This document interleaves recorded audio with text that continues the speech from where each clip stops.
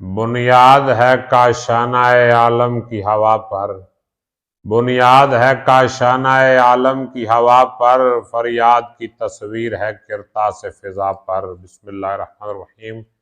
اباب ذی وقار، میں ہوں پروفیسر خضر عباس اور آپ میرا شعر و شاعری والا چینل کے پوئٹری دیکھ رہے ہیں۔ اس چینل پہ میں اپنی اور دوسرے شاعروں کی معیاری شاعری کا انتخاب پیش کرتا ہوں۔ آج میں آپ کے لیے علامہ اقبال کی ایک نظم شبنم اور ستارے لے کے آیا ہوں، ذرا سماعت فرمائیے گا، انشاءاللہ مزہ آئے گا۔ اقبال فرماتے ہیں، ایک رات یہ کہنے لگے شبنم سے ستارے، ایک رات یہ کہنے لگے شبنم سے ستارے، ہر صبح نئے تجھ کو میسر ہیں نظارے۔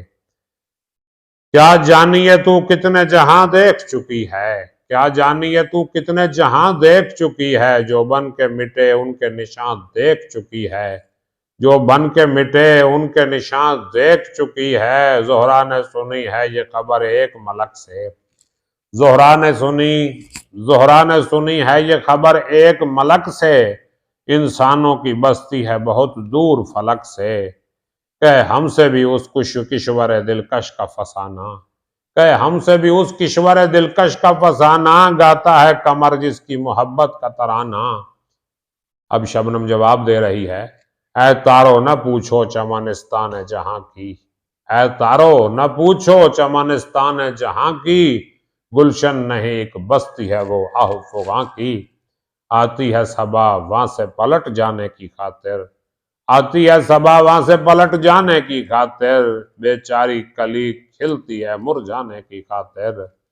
کیا تم سے کہوں کیا چمن افروز کلی ہے، کیا تم سے کہوں کیا چمن افروز کلی ہے، ننھا سا کوئی شعلہ بے سوز کلی ہے، اور گل نالہ بلبل کی صدا سن نہیں سکتا، گل نالہ بلبل کی صدا سن نہیں سکتا، دامن سے میرے موتیوں کو چن نہیں سکتا۔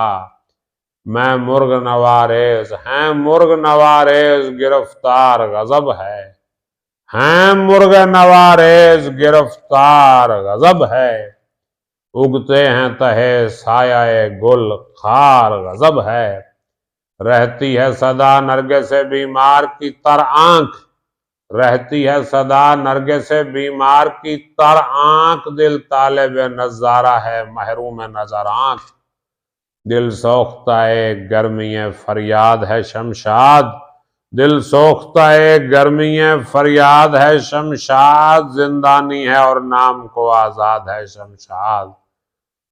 تارے شرر آہ ہیں انسان کی زباں میں، تارے شرر آہ ہیں انسان کی زباں میں گریہ گردوں ہوں گلستان کی زباں میں، نادانی ہے یہ گرد زمیں طوف قمر کا، نادانی ہے یہ گرد زمیں طوف قمر کا، سمجھا ہے کہ درما ہے وہاں داغے جگر کا، بنیاد ہے کاشانہ عالم کی ہوا پر، فریاد کی تصویر ہے کرتاس فضا پر۔